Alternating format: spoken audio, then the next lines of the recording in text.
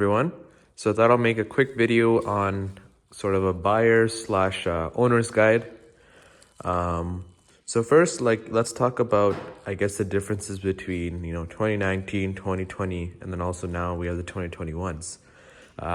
So in Canada specifically, 2019, there was the Autobahn and 35th anniversary edition. So basically, had different wheels, the roof, the mirrors, and the spoiler came in black. 2020 didn't have that. But the main differences in 2020 were basically these lights at the back. They don't have that amber section. And I think that was pretty much it. And then now for 2021, it's honestly basically like the 35th anniversary edition. It has the same wheels, but instead of having that red lip around, it's fully blacked out.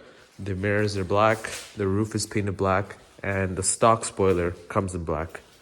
And then also for 2021, there's some, it has the MIB3 screen, as well as it does have wireless car charging now. So now let's talk about some of the differences in, I guess, buying it, right? So 2019, 2020, 2021. So when I originally started looking at GLIs, the reason why I went to the dealership in the first place was because the 2019s were at 0% off, right? But honestly, that was just like a marketing technique. Because what ended up happening is, there were no 2019s available, like brand new. And if they were, they were only like used, so they don't qualify for the 0%. You would have to pay like the 4.99 or 5.99% interest. So I personally I would not trust buying a used GLI just because GLI, WRX, like STIs, they're all like enthusiast cars, right? So you're not expecting like a grandma to drive this car, right? It's gonna be some teenager like me who's always beating on it. Unless of course, like you really know the owner personally and you know that they took good care of it. I personally don't see the value in getting used. I know that some of the used cars, it'll be like under 10K kilometers, and they'll certify it, like they'll make it a CPO car, and what they'll do is they give like 7-year warranty and stuff. Honestly, if you see value in that and that you're gonna keep the car like stock for 7 years, go ahead. But I personally like it's not like Volkswagen's warranty is like really good anyways. It's not like for example, like BMW, where they give like service free too, right? And they actually do cover a lot of stuff. Volkswagen's warranty is very limited. But they do cover like the generic stuff, right? Just like powertrain, electronics, that type of stuff. But it's only like 4 years, right? Which is usually most people keep their cars for like 3-4 years. So I think that's pretty good. So in terms of more of like the finances, so some of the incentives, so obviously like in Canada in general, most cars, they have an average, the dealer has an average profit margin of about 6 to 7%. So I personally, I always try to negotiate for about like 5 to 6%. Obviously this is like a more on the low end side of cars. Like it's not like a $50,000 car, right? So you can't really go in and ask for 6%. It's kind of expected. So for me, or going back to that example, right, like I found like a 2019 used, and it was actually more payments, more price than a 2020, right? So I figured might as well go for a brand new car. So I personally did I went through Volkswagen Finance because I had like pretty good credit. A lot of people lease their cars. So I had a lease before, and the main reason why I went to finance is because I wanted to own the car this time and I wanted to keep it for a bit more longer. And just being in a Volkswagen lease, I found out that there was a lot of little fees that you have to pay for, right? Like for example, if you actually wanted to buy out the car, you got to pay almost like 1K.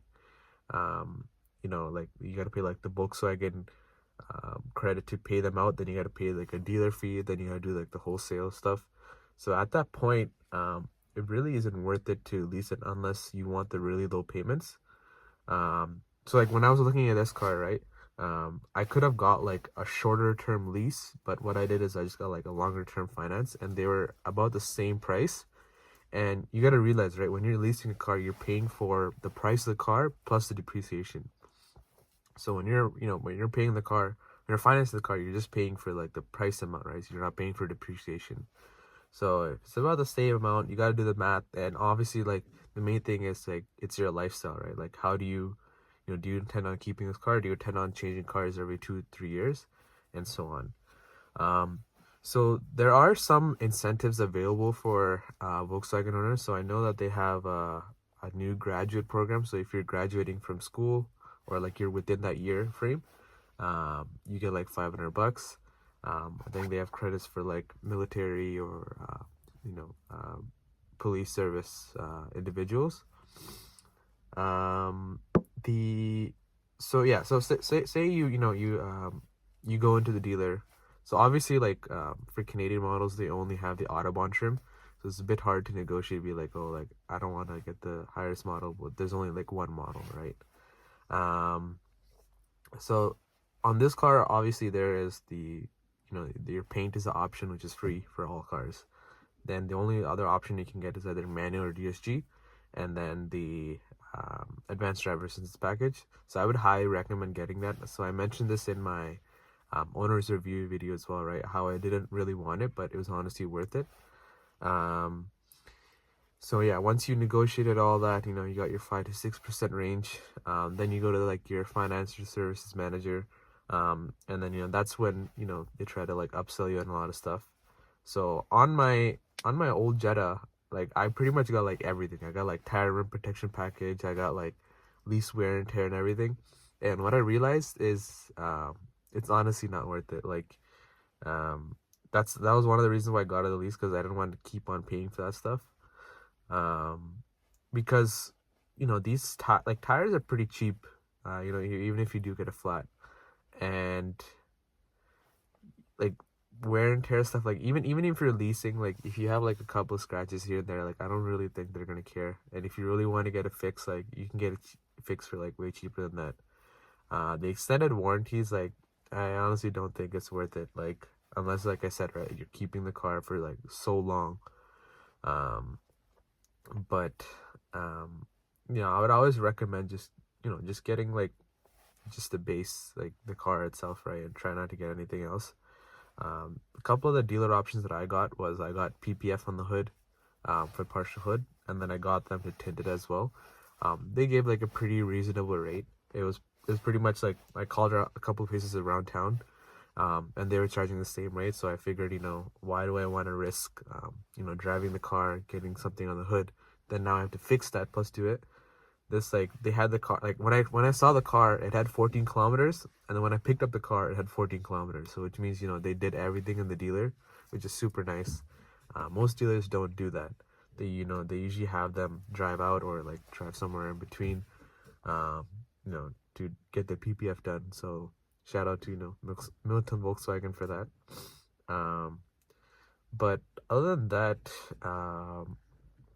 yeah, so I would recommend, so if I were to do it again, like, I would recommend getting like a full hood PPF negotiated, like, tint, that type of stuff, ceramic tint only.